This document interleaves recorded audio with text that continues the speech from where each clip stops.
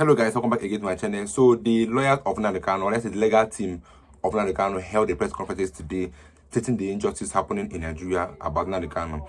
And I also saw this headline that said that Nnamdi Kanu pledges 1 million for any Nigerian law student who can find judicial president on stay of execution of accused already discharged, acquitted. Because Nnamdi Kanu have been discharged by Supreme Court, and by law, any order given by Supreme Court, no other court have the right to charge that person. But Federal High Court is still charging Nnamdi Kanu in court, which is actually a disobedience to the law and the order of Supreme Court. That means Nigeria government is not following the law or the order by Supreme Court that said that nobody should try him in court, but they're still charging Nnamdi Kanu in court in Federal High Court. Because Supreme Court order is final, no other court have the right to charge him. So this video is such a long video, but they hit critical points. Each of them made a critical point on the injustice happening in our judicial system and also about Nnamdi Kanu. Because talking about injustice, you know a lot of persons that have come out to say the same thing Nnamdi Kanu said, but those persons are free, walking free on the streets, but they still held Nnamdi Kanu in custody. So I'd like you guys to hear those injustice that was said by the legal team of Nnamdi Kanu, and then you can also air your views in the comment section. Just take a look at that video. The press statement is a dispassionate submission on the grayling case of Federal Republic of Nigeria versus Nnamdi Kanu. It is divided into 3 parts and several subparts, which will be discussed under an introduction, an analysis, and an executive summary. Now to the introduction. Nnamdi Kanu's case began in earnest on October 14, 2015, when he was arrested on his arrival in Lagos from his location in the UK. The reason for this arrest, as it was alleged at the time, was due to broadcast he made from his location in the UK, comprising basically of his demand for the restoration of Biafra. He was then charged with treasonable felonies and other minor offenses. But later in time, Nnamdi Kanu was granted bail twice by 2 different courts, but the government of Nigeria disobeyed or otherwise unlawfully parried the court orders, and he remained not obeyed. However, much later, in April 2017, Nnamdi Kanu was eventually released on bail. Such was the case that on 16 December 2016, when the federal government withdrew the charges filed against Nnamdi Kanu before the Chief Magistrate Court in Abuja, leading to the charges being dismissed also, and Nnamdi Kanu being thereby discharged. It will be recalled that these charges also were at that time dismissed. But the federal government doubled back and charged him back before the Federal High Court at this time. Beyond continuing to detain Nnamdi Kanu in disobedience of court order at that time, to the contrary, the federal government also did the unthinkable by arresting Justice Aloy Ejimakor, who had ordered unconditional release of Nnamdi Kanu at that time. According to several newspaper reports of 15th October 2016, Justice Ejimakor had stated, and I quote, "From the time of my arrival at the DSS office at about 6:45 p.m. on 8/10/2016, I was not told what my crime was for over 24 hours. The evening of 9/10/2016, a DSS officer officially finally informed me that the search of my arrest, that the reason for my arrest was based on these 3 allegations. 1, petition of Hon Jenkins Louvier, dated 4th of April 2016 to the National Judicial Council, and 2, granting back on Sambo Dasuki, and 3, the unconditional release of Nnamdi Kanu. This was perhaps one of the earliest telltale signs that Nnamdi Kanu was in for a rough ride with the darkest side of the Nigerian criminal justice system. Consequent upon his grant of bail in April 2017, he proceeded to his ancestral home in Afaruku, Ibek, Umuahia, in Abia State. For someone enjoying his bail and awaiting his next court date, it therefore came as a surprise, deadly surprise indeed, that beginning from 10 September to 14 September, the Nigerian Army and other security agencies launched lethal military invasion of Nnamdi Kanu's ancestral home, where he was staying with his members of his family and well-wishers. It was indeed a deadly assault that claimed at least 28 innocent lives. Nnamdi Kanu and his parents, who were on location, sustained injuries, and his parents later succumbed to those injuries, and they are now deceased. Well, it is there, as they say, the rest is history, that Nnamdi Kanu, in order to save his life, had to depart the territory of Nigeria in search of a safe haven overseas. You will also recall that sequel to this attack, Nigerian army did not let off. They announced a nationwide manhunt of Nnamdi Kanu. And the immediate aftermath of that invasion, infamous invasion, Nigerian government promptly commenced a constitutionally questionable administrative action to proscribe IPOB and declare it a terrorist group. This decision was preceded by the infamous public declaration made by the Southeast governors on 17 September 2017.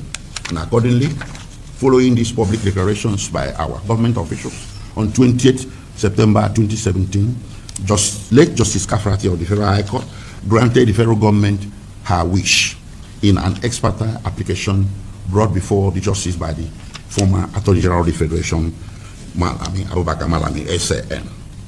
Apparently, in taking the decision to proscribe IPOB and declare the terrorist group, neither the Southeast governors who fired the first salvo, nor the federal government had recourse to Section 42 of the Nigerian Constitution, which is a fundamental right, a section guaranteeing the fundamental right of every Nigerian against discrimination based on ethnicity.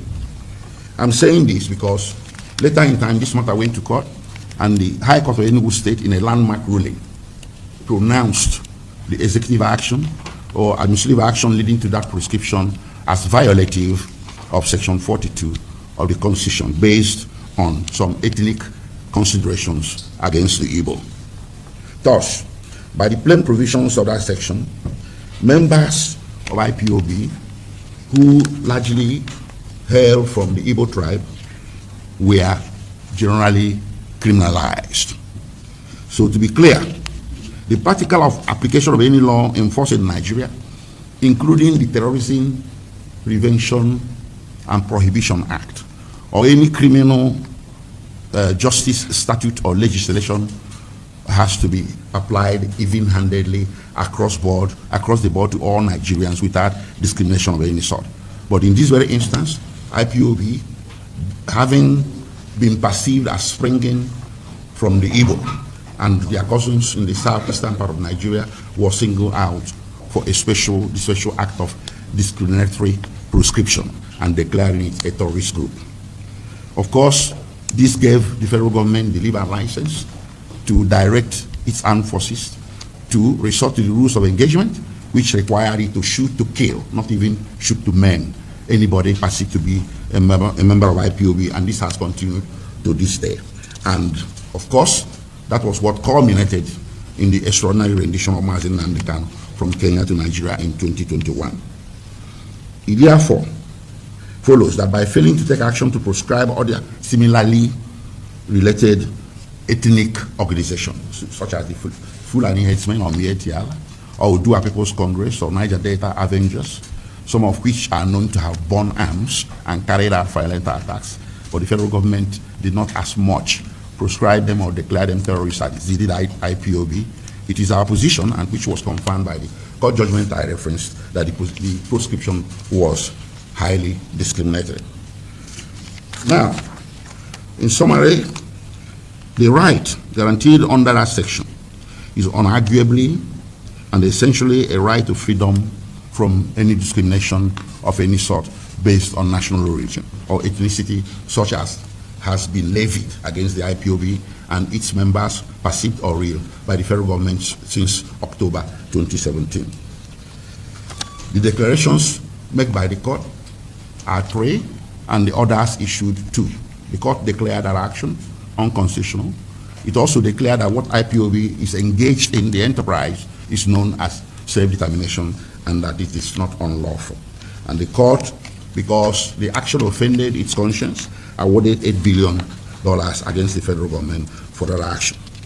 It therefore came as a double warning that in the next few days following the position of IPOB, the Attorney General of the Federation underscored the constitutionally prohibited finality of the action by gazetting it, and therefore criminalizing millions of Igbos who are perceived to be members of IPOB, whether the perception is real or not. And it also led to interdiction of their properties, money, and otherwise wherever found. It's also led to mass arrests, extrajudicial killings, torture, detentions without trial, and whatnot. Now, in March 2018, the African Union, through its African Commission on Human and People's Rights, which administers human rights adjudications in the continent of Africa, held against the federal government that the proscription was wrong under the African Charter, which bound Nigeria. Nigeria ratified the African Charter in 1983, and from that date it is bound by it. So this African Commission on Human and People's Rights had clear jurisdictions to decide this case, and it decided against the federal government and wrote a strongly worded letter to the then president of Nigeria to retrace his steps and restore IPOB to its former legal status and cease and desist from further arresting or harassing or persecuting members of IPOB. Yet, from the date of issuance of that decision to when the former president left office, nothing was done. Rather, the opposite was done. The persecution, prosecution, arrest, torture, everything became even worse. It is pertinent to mention at this juncture, perhaps as a necessary digression, that had the former president of Nigeria implemented that directive issuing from the African Union, a lot of people who died numbering in hundreds, some say in the thousands, and in fact, including Nnamdi Kanu's infamous extraordinary rendition from Kenya in 2021, wouldn't have happened. A lot of lives would have been saved, and the nation would have been more at peace. And we will not have the insecurity that we are grappling with today in the Southeast. And further to the decision of the African Commission on Human and People's Rights, the United Nations, through its special rapporteurs, transmitted a decision in 2020, May, precisely 2020, no, in October 2020, condemning the proscription, IPOB, and the terrorist tag placed on it. The quotations of what they said are contained in our press release, and they are verbose. But the summary of what they are saying is that the action of the federal government was driven by some ethnic considerations against the Igbo, and that the action offended every known canon of international human rights law. Consequently, this organ, which is a very important organ of the United Nations, directed the federal government to do the opposite by deproscribing IPOB. That the action was never taken to get that done, and so here we have it, that for quite some time now, these things have persisted, and here we are with the dramatis personae, this most single factor in this whole saga is Nnamdi Kanu, who remains in detention to this day under questionable circumstances. At this juncture, I will yield to my colleague to my right, Barrister Nnamdi Kanu, to take you through some of the analysis of what I have said. Thank you. My name is Nnamdi Kanu. I'm one of the lawyers to Nnamdi Kanu, who is currently under solitary detention at the State Security Service Headquarters, Abuja. To be clear, today, the 16th of January 2025, makes it well over 9 years that Nnamdi Kanu was arrested and detained on trumped-up charges of treasonable felony, publication of defamatory matters, and improper importation of goods into Nigeria. Nnamdi Kanu pleaded not guilty to the charges on the 12th of December 2015, but was remanded until the 25th of April 2017, when he was granted bail. That is after 2 years of arraignment, even when the Constitution of the Federal Republic of Nigeria, Section 36 and subsection 5, presume all accused persons innocent until the accuser, being the Federal Government of Nigeria, proves such a person guilty. Even when Nnamdi Kanu was eventually granted bail, in spite of terrible and vehement opposition to the bail application, the Federal Government of Nigeria felt defeated and unsettled. Hence, devised a means to end the life of Nnamdi Kanu by its military operation in Afaruku in Ibewu, Abia State, the hometown of Nnamdi Kanu, codenamed Operation Python Dance. perpetrated between the 10th and the 14th of April 2027, where 28 persons were killed right in the compound of His Royal Highness, the Igwe of Afaruku, the family home of Mazi Nnamdi Kanu. Onyendu Mazi Nnamdi Kanu, by divine providence, was saved from being murdered in the process. His case came up thereafter before the trial court presided over by Justice Binta Inyako of the Federal High Court, Abuja, on the 26th of June 2018. But he was not in court, having exiled himself to Kenya to save his life from Operation Python Dance staged by the military. By Mazi Nnamdi Kanu's application to the African Charter on Human and People's Rights, he was granted provisional measures to ensure that he was not hurt by the Nigerian government, but that was never respected by the federal government of Nigeria. On the 28th of March 2019, the federal government of Nigeria lied to the court that Onyendu Mazi Nnamdi Kanu jumped bail and had violated the terms of his bail and then applied for the revocation of Mazi Nnamdi Kanu's bail, the issuance of arrest warrant against him, and an order forfeiting the bail bond of his sureties. The court feigned ignorance of the fact that Mazi Nnamdi Kanu did not jump bail, but was forced into running away to save his life and physical well-being, and indeed granted the prayers of the Federal Republic of Nigeria, a move reprimanded by the Supreme Court. Following the order of the Federal High Court revoking Onyendu's bail and issuing a warrant of arrest, the federal government of Nigeria kidnapped and abducted Onyendu Mazi Nnamdi Kanu from Nairobi, Kenya to Nigeria in violation of Section 15 of the Extradition Act, therefore making it a trade now, a going trade in Nigeria, a very viable trade in Nigeria for kidnappers. And that is why we say that most of the kidnapped we have today, they learned from the federal government of Nigeria. On the 29th of June 2021, the federal government of Nigeria produced Mazi Nnamdi Kanu in court, and in the absence of his lawyers, and without affording Mazi Nnamdi Kanu the right to fair hearing, ordered that he be remanded in custody of the State Security Service, those who went to kidnap him from Kenya. On the 21st of October 2021, the federal government of Nigeria amended the charges to add the offense of terrorism, and Mazi Nnamdi Kanu pleaded not guilty to the counts or charges. His bail was and remained revoked. Mazi Nnamdi Kanu filed a notice of preliminary objection challenging his prosecution in violation of the Extradition Act, contending that his prosecution on the counts that existed prior to his extraordinary rendition was unconstitutional and abuse of court process and disclosed no offense known to law. The trial court agreed with Onyendu and struck out 8 out of the 15-count charge. On Onyendu Mazi Nnamdi Kanu's appeal to the Court of Appeal, the entirety of the outstanding counts of charge were struck out for want of jurisdiction, and Onyendu was consequently discharged and acquitted on the 13th day of October 2022. In an unprecedented manner and against all known laws, both locally and internationally, the federal government of Nigeria refused to release Onyendu from detention facility, and on the 15th of October 2022, the federal government of Nigeria filed an application seeking a stay of the release of Mazi Nnamdi Kanu from detention. This application was which is alien to Nigerian law and which never applies to cases of discharged and acquitted persons, was granted by the Court of Appeal, surprisingly, presided over by a panel of justices led by Justice Samani on the 28th of October 2022. Ladies and gentlemen of the press, this is a way and manner the case of Nnamdi Kanu is handled in a manner that no lawyer can explain, that agitates us, and we now ask, is Mazi Nnamdi Kanu being prosecuted or persecuted?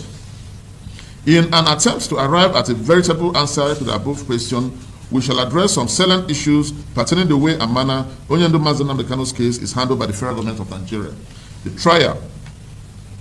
trial court, illegally and in compromised arrangements with the federal government of Nigeria, revoked Mazi Nnamdi Kanu's bail. Onyendu Mazi Nnamdi Kanu did not jump bail and was justified in running out of the country to save his life and physical well-being. This is the finding and decision of the Supreme Court of Nigeria at page 11 to 13 of the judgment of the Supreme Court in case number SC 1361/2022. According to Justice E.A. Agim of the Supreme Court, it was therefore wrong and malicious for the appellant that has caused the respondent to flee from his home and country to secure his life, and had therefore caused an unavoidable absence in court to inform and thereby deceive the trial court that the respondent jumped bail. On the basis of this deception, the appellant applied to the trial court for an order revoking the respondent's bail, forfeiting the amount securing his bail bond of his sureties, and ordering and an order issuing a bench warrant for his arrest. It is glaring from the record of proceeding in the trial court, and it is granted the said order in the trial court that it granted the said order prayed for by the appellant, with knowledge of the fact that the respondent's absence from the court was caused by the invasion of his home by army officers of the appellant.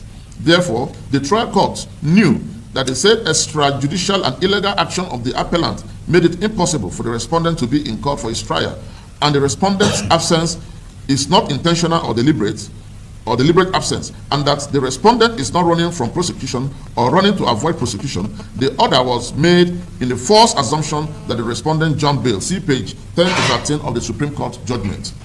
Revocation of bail was predicated on the trial court's interest and bias. In its judgment, the Supreme Court is in clear terms condemned the trial court in revoking the bail of Nnamdi Kanu. According to the Supreme Court, after it held that the circumstances of Nnamdi Kanu's escape did not amount to jumping bail, it stated thus: in the light of the foregoing, the trial court acted unfairly and without rational and legal justifiable reason by its decision revoking the respondent's bail, forfeiting the amount securing the bail bond of his surety, and its order issuing a bench warrant for his arrest. This is referred to in page 12 to 13 of the Supreme Court judgment. At page 19 of the Supreme Court judgment, the Supreme Court unequivocally held thus: this indifference of the trial court to these unlawful attacks on the person of the respondent and the extreme violation of his fundamental rights while he was in custody of law pending trial rendered the impartiality of the trial judge suspect. Even when it was glaring that the said attack on the home and person of the respondent by the official of the appellant made his further attendance of his trial in the case impossible, the trial court, rather than found that he jumped bail, revoked his bail and forfeited the bail bonds of his sureties, thereby victimizing the respondent. This is oppressive of the respondent and unfair to him. These are the wordings of the Supreme Court. The trial court ought to hold the federal government of Nigeria accountable for the absence of Onyendu in court and adjourn the case indefinitely until the federal government produces Onyendu in court instead of revoking his bail. It was the decision of the Supreme Court that the trial court did not do what the law expected the trial court to do in the circumstance where the federal government of Nigeria caused the absence of Onyendu in court by her Operation Python dance. According to the Supreme Court at page 19 and 20 of the judgment, it admonished in clear terms thus: what the trial court should have done then was to hold the appellant responsible for the absence of the respondent, order the appellant to produce the respondent, and order a stay of proceeding till the producing, instead of granting the appellant's application for the revocation of his bail, and order him to be arrested, and if he was running from prosecution, Onyendu was abducted and kidnapped from Kenya. The order of the trial court on the application of the prosecution was that the bail of Onyendu be revoked and the bench warrant issued for his arrest. In disregard of the procedure for arrest and renditioning of Onyendu who was in Kenya, the federal government of Nigeria unlawfully kidnapped and abducted him in violation of international laws and his fundamental human rights. According to the Supreme Court at page 20 of the judgment, I quote again: in purported execution of the unfairly obtained and illegal order of arrest of the respondent, the officials and agents of the appellant traced the respondent to Nairobi in Kenya, violated his fundamental rights, kidnapped, abducted, and extraordinarily renditioned him to Nigeria without any form of extradition proceedings, without the consent of Kenya, in complete violation of the Kenya Extradition Act and the Nigerian Extradition Act and the African Charter on Human and People's Rights Ratification Enforcement Act, Cap A9, Laws of the Federation of Nigeria 2024, and produced him in court on the 29th of June 2021. In the light of the decision of the Supreme Court of Nigeria to the effect that Nnamdi Kanu was kidnapped and abducted from Kenya, any publication, report, or statement referring to the blatant kidnapping of Onyendu as rearrest is deliberately, willfully misleading the general public, contrary to the ethics of journalism. We therefore urge our ladies and gentlemen of the press to act professionally and in accordance with law, and where necessary, correct the impression before the public. The continued detention of Onyendu is illegal and without the backing of any court of law. It is noteworthy that Onyendu's continued detention at the Department of State Security Service is illegal and not predicated on any court order. Recall that Onyendu was remanded on the purported belief that he jumped bail. By the decision of the Court of Appeal, all the charges for which Onyendu is being tried were quashed for want of jurisdiction and the violation of the Extradition Act of both Kenya and Nigeria. Justice Tsunami of the Court of Appeal, Abuja Division, unlawfully granted an order staying the release of Nnamdi Kanu. This order was illegally granted, and never in the history of any country's jurisprudence had an acquitted person been denied his release from detention by way of stay of execution. It has never happened anywhere in the world. Nnamdi Kanu offers 1 million naira to anybody, including students, who finds any judicial authority in support of Justice Tsunami's tsunami in granting stay of release of an acquitted person. Nnamdi Kanu is offering 1 million naira to anybody who can bring any authority whatsoever to show that an acquitted person can still continue to be remanded in detention. Nnamdi Kanu pledges to give any law student in any Nigerian university, and indeed any other person, the sum of 1 million naira if such student finds any precedent on stay of execution in criminal proceeding where an acquitted person is by such order restrained from enjoying his freedom. It is an illegality that would haunt Nigeria for a long time to come. But then it was granted because Nnamdi Kanu is of the Igbo extraction and must suffer, notwithstanding what the provisions of the laws are. On the part of the Supreme Court, Onyendu Nnamdi Kanu did not jump bail, but rather ran away from the treacherous acts of Operation Python Dance to save his life and physical well-being. At page 10 and 11 of the Supreme Court findings and decisions, it was held that the respondent was on bail and therefore in the custody of the law when his home was illegally invaded by heavily armed military officers of the appellant, causing him to flee from his home and country to secure his life. In the face of such an attack, it was reasonable for him to flee to secure his life and physical well-being. That is what any normal and reasonable human being would do in that circumstance to preserve his life and physical well-being. The High Court in Enugu State, in suit number E20/2023, between Nnamdi Kanu versus Federal Republic of Nigeria and 4 others, delivered on the 26th day of October 2023 by Justice A.O. Onovo, in the enrolled order of his judgment declared thus, that the practical application of the Terrorism Prevention Act and the executive or administrative action of the respondents, which directly led to the proscription of IPOB and its listing as a terrorist group, said IPOB being comprised of citizens of Nigeria of Igbo and Eastern Nigeria ethnic group, professing the political opinion of self-determination and the consequential arrest, detention, and prosecution of applicant as member/leader of the said IPOB is illegal, unlawful, unconstitutional, and amount to infringement of the applicant's fundamental right not to be subjected to any disability or restriction on the basis of his ethnicity as enshrined and guaranteed under Section 42 of the Constitution of the Federal Republic of Nigeria, 1999, as amended, and his fundamental rights as enshrined under Article 2, 319, and 20 of the African Charter on Human and People's Rights Act.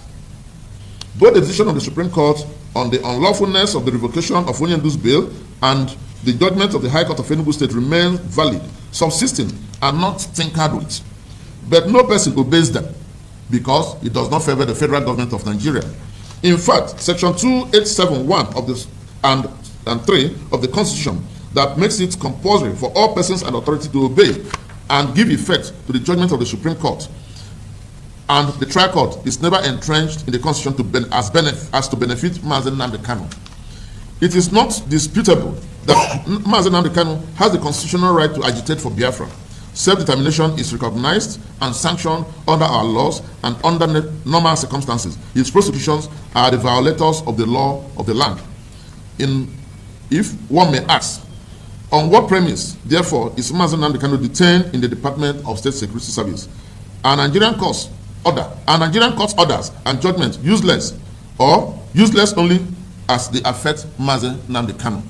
Why is it that when the judgment is against the federal government of Nigeria, they will not be obeyed, but if it's in their favor, they will quickly rush to obey it? Thank you. At this point, I will hand over to... I proceed by saying that the undue delays in the hearing of Nnamdi Kanu is unprecedented. There is concerted effort by the federal government of Nigeria and the judiciary not to hear and determine Nnamdi Kanu's case and appeals on time. Instances abound. What we are saying is that normal cases we file are usually taken. But when it comes to Nnamdi's case, it is different. On the 24th day of September 2024, Justice Nyako of the Federal High Court Abuja made an order recusing herself from the case of terrorism leveled against Nnamdi Kanu before her court, and sent the case to the Chief Judge of the Federal High Court for reassignment, another judge of the court. It is getting to 5 months since the court made the order. There is no such a reassignment by the Chief Judge to date. To the federal government of Nigeria, insofar as Nnamdi Kanu remains in DSS custody, trial can go to hell. Nnamdi Kanu has since the 23rd of December 2024 written to the Chief Judge of the Federal High Court for a reassignment of the case, but to date, nothing has happened. On the part of the prosecution, no effort whatsoever is made for the reassignment of the case to another judge.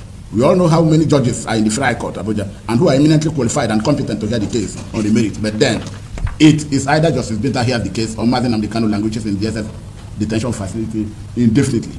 So, in the decision of the federal government, it must be Nyako that must hear the case. If we insist that another judge will hear it, then he must remain in DSS detention facility illegally. All appeals against the task decisions of the court are never fixed for hearing, and every effort made by Nnamdi Kanu and his legal team to get dates for the hearing of the appeal is thwarted by the prosecution and the court of appeal. On the 26th day of September 2024, when the bail application appeal came up for hearing, Chief Awomolo SAN applied for the consolidation of Nnamdi Kanu's 3 appeals so as to forestall the hearing of the bail restoration appeal. The application was by way of letter that was neither copied nor served on the counsel to Nnamdi Kanu, but then it must and was granted.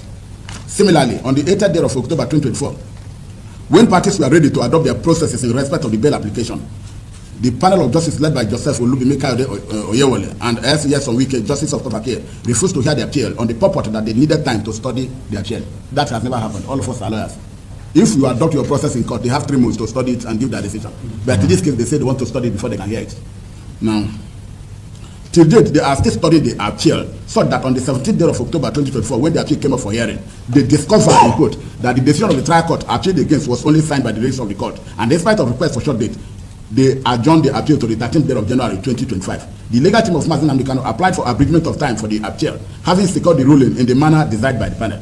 The application was ignored, and Nnamdi Kanu was notified on Friday, the 10th day of January 2025, that all appeals slated for hearing between 13 to 16 January 2025 are adjourned until dates are communicated to parties. But then, the Court of Appeal currently sits and delivers judgment, even as I speak. Today, Nnamdi Kanu has challenged the federal government of Nigeria to reassign the case to any other judge other than GFM Nyako and discover, if they were not aware in the first instance, how frivolous the counts of judges are. They cannot secure conviction of Nnamdi Kanu as it stands. Hence, their insistence on Justice Nyako, where justice would be slaughtered in their favor. In pursuit of their decision to foresee the hearing of the cases on the merit and unlawfully keep Nnamdi Kanu in detention, the federal government today runs away from their own courts. Nnamdi Kanu is not only innocent of the charges leveled against him, he also has no case to answer. Hence, after 4 months of the order of Justice Nyako recusing herself and the case file remitted to the Chief Judge for reassignment, no such reassignment is done, and no date is communicated to the parties for the commencement of hearing or trial before any judge. What really is the federal government afraid of? Your guess is as good as ours. Nnamdi Kanu is justified in asking that Justice Binta be recused from his trial. So we are now going to know why did Nnamdi Kanu say that Binta should not hear his case any longer. In spite of the decisions of the Supreme Court that Nnamdi Kanu did not jump bail, and that the trial court wrongly revoked his bail, making the impartiality of the trial judge suspect, the legal team of Nnamdi Kanu applied for an order restoring bail of Nnamdi Kanu only for the trial court to refuse the application, holding that the only option available to the legal team of Nnamdi Kanu is that of appeal. Do you expect Nnamdi Kanu to subject himself to a trial by a judge against whom the Supreme Court of Nigeria has found to be biased and who is not ready to change? It is in the light of the circumstances that Nnamdi Kanu has reasoned that he can only get justice by any other judge of the Federal Court other than Justice Binta. Of course, there is reasonable ground for the finding of bias against the judge by the Supreme Court, and Nnamdi Kanu, being a law-abiding citizen, will follow the decision of the Supreme Court of the land. His Lordship Binta Nyako is biased. Any defendant whose bail is revoked is only sent to prison and not to the DSS detention facility.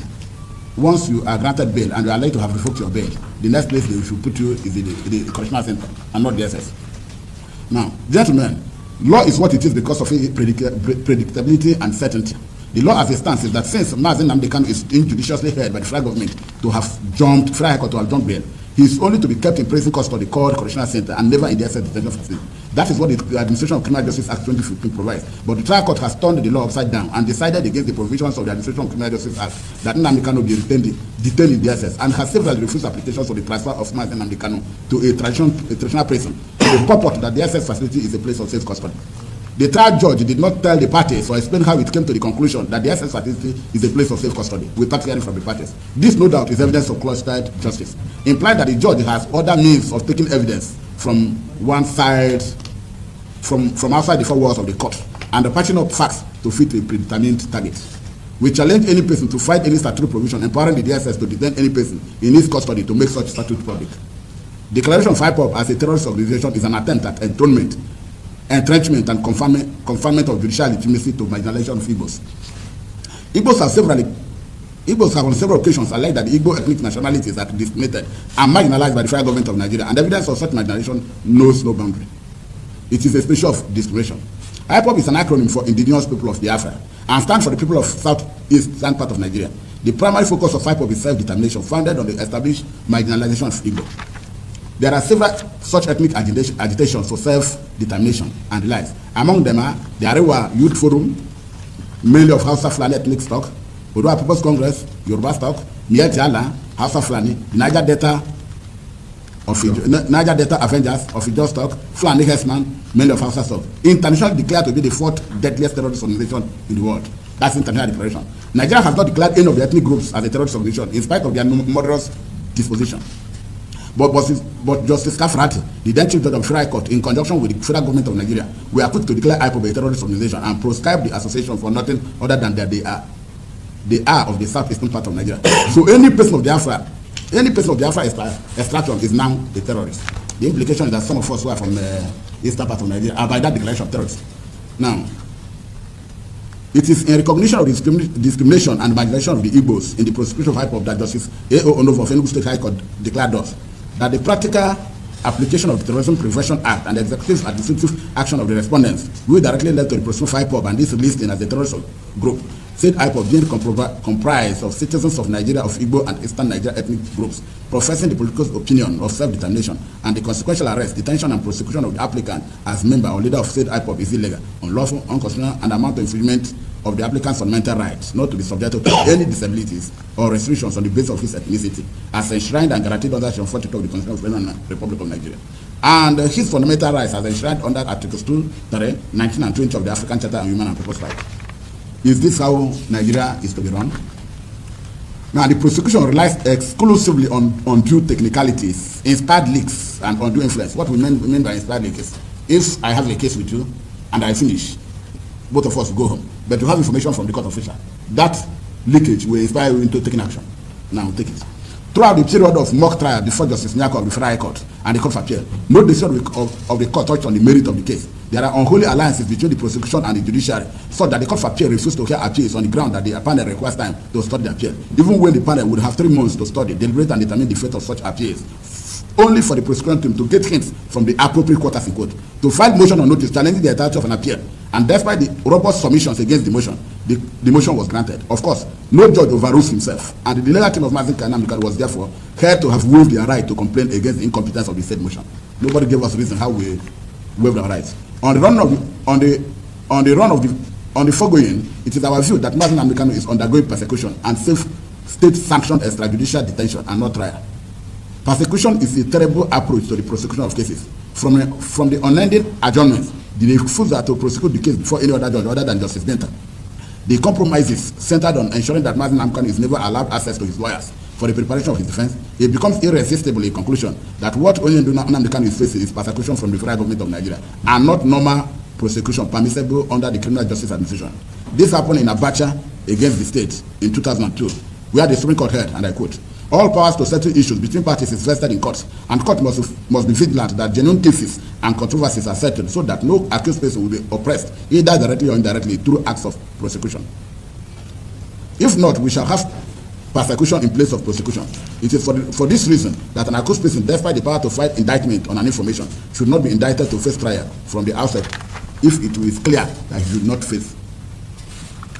This injustice happening in Nigeria is the main reason why Nigeria cannot work, and why Nigeria is not possible. Because that's the reason why some persons will commit the same crime, but one person goes unpunished, one person goes punished. And at the same time, those things are not even crime, because calling for the freedom of the people is actually a thing of a choice, and it's also your right. I can decide that I want to be alone. I don't want to be in Nigeria. I want to just stay on my own. all that he needs to do is to conduct a referendum. So Nnamdi Kanu was seeking for the people's independence, and all the government could have done is actually a referendum. Let's know those in support and those against. If those in support are more, that means you should give him his independence. That is the only thing the government should have done, and not trying to arrest him, to put him in detention, to keep on killing his spirits. Because all this the government can do now is to kill his spirit, because the government have no charge against him.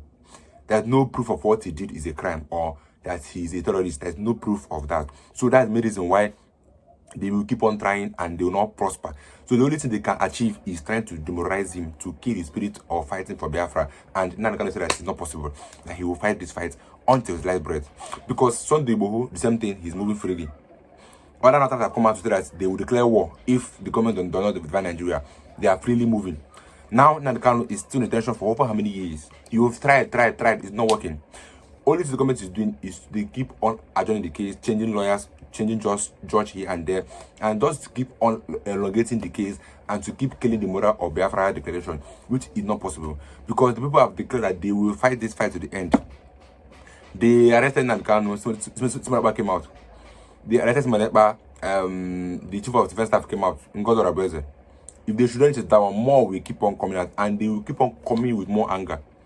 That's one thing the government should know about, that they cannot demoralize Biafra declaration in Nigeria. They just have to do the needful, release Nnamdi Kanu and let him go, and let the peace reign in our country called Nigeria and also in Southeast. So you can hear about this video, watch. Like I said, it was a long video, but at least each person made a critical point. Watch to the end, you've watched it to the end. So thank you for watching to the end, and if you're new, you can subscribe. I will see you in my next video. Don't forget to subscribe. Stay tuned, guys.